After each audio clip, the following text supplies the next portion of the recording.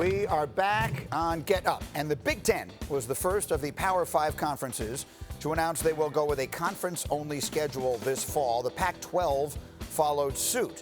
The University of Notre Dame, of course, finds itself in an interesting situation, losing three marquee opponents there, Wisconsin, USC, and Stanford. The ACC and SEC will each use an 8-game conference schedule. The ACC continues to review multiple scenarios for the season. Two conferences, meanwhile, have fully canceled their fall sports. They are the Ivy League and the Patriot League. Both will determine at a later time if they will push those sports into the spring. Which brings us back to Notre Dame, of course, one of the highest profile programs in America. The athletic director, Jack Swarbrick, says they'll be looking at other sports organizations to make their decisions, saying they're going to learn so much from the NBA, NHL, and Major League Baseball in the next few weeks. And if, for example, those efforts go poorly, it's probably going to be a really critical data point for us. We'll argue for delay. If that occurs, I think you've got to be open to the possibility of the spring, which is one of the many things we've heard on the table. And so we're delighted to welcome back the head football coach at Notre Dame, Brian Kelly. Coach, thank you, as always. And we just heard there what Jack said. What are your thoughts about the possibility of moving the college football season to the spring?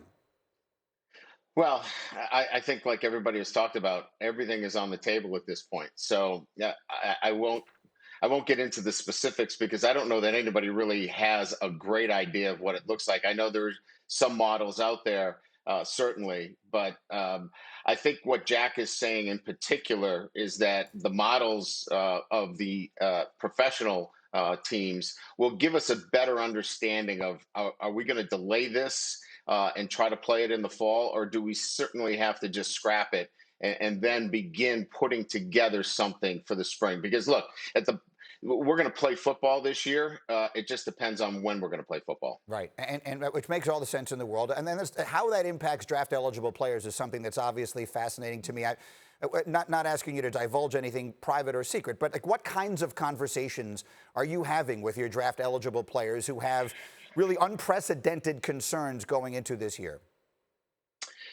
Well, certainly those conversations have already taken place with the parents and agents are certainly talking to them about the eventuality that if this season goes late, maybe you should forego your last season. So it's already in the minds of some of the players. So if this season gets pushed off, if certainly it's in the spring, then it's in the hands of what the NFL is going to do with their draft. I would say this, that if the players that are draft eligible have an opportunity to go to the NFL and they are, certainly draftable players, then they have to look at their future. And that means looking at the draft. If they're not, then they come back and they train and they get ready to play the season if it's in fact in the spring.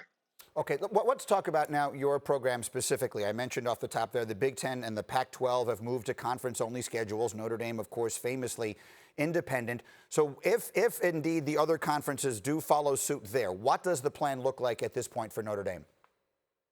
Well, as you know, we've had a collateral relationship in football with the ACC. All of our other sports are in the ACC. So that relationship has been a 6-game schedule. So we have 6. Certainly, Jack Swarbrick has been in contact with Commissioner Swafford about adding games to our schedule. So I think those are ongoing negotiations. We feel confident that the ACC would look towards augmenting those games for us. And as you know, there's a large inventory of games out there. Our phone is ringing off the hook right now in terms of teams looking for games. So that's probably, Mike, the least of our concerns right now. I think there's plenty of games for us to play. We'd just like to play some. And then, of course, that would lead us into an unprecedented season. We may be looking at a season unlike anything we've ever seen before. And I've heard some suggest that under those circumstances, it's a good time to experiment with expanding the college football playoff, make that look different than it has before, just to see how it plays out. As one who's been involved in it directly and is usually in the conversation, what are your thoughts on the possibility of expanding it this year? Well, again, I think we're in unprecedented times. I think it takes a number of things for us to change what was existing in the BCS agreement. I think if we're going to do it, this is the year to do it, to create an excitement around this game. We need this for a lot of reasons. The psyche of our sports, our student athletes, our country. And if we can create more excitement around it, I don't think that you'll have a negative vote about it. So this is a great window for us to expand and to be creative. And if we can do it, I certainly don't think you'll you'll have anybody against something like that. I don't know if I've asked you this before, but where do you stand on it in general? If we weren't under these circumstances and we were just having this conversation and I said, are you in favor of expanding the college football playoff? What is the answer? Well, there's a Power Five conferences, so there's five, and then we're independent. So six or more would be great for me. Okay, fair enough. One last thing here, Brian. I always appreciate the time. You know, we talk about the uncertainty surrounding the season. There's uncertainty surrounding almost everything, and you are the leader of this huge group of young people who are trying to figure out how to navigate it. I'm just curious what kinds of conversations you're having with your players and the concerns you're hearing from them right now during really what is an unprecedented period in any of their lives and any of ours.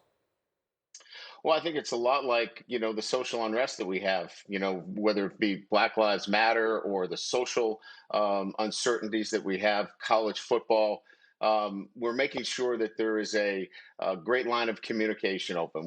We're allowing our players to speak. We're having weekly Zoom meetings with them so that they can get their concerns out if they have them.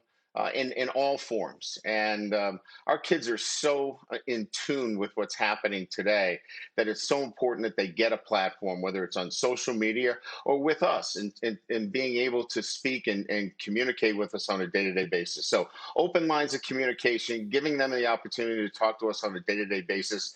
Those are the most important things right now for our student athletes, so they don't feel like they're left out of the conversation. Such an important time. This is a time in their lives for spiritual awakening and understanding of the world, Yeah. and it's fascinating to watch it from where I sit.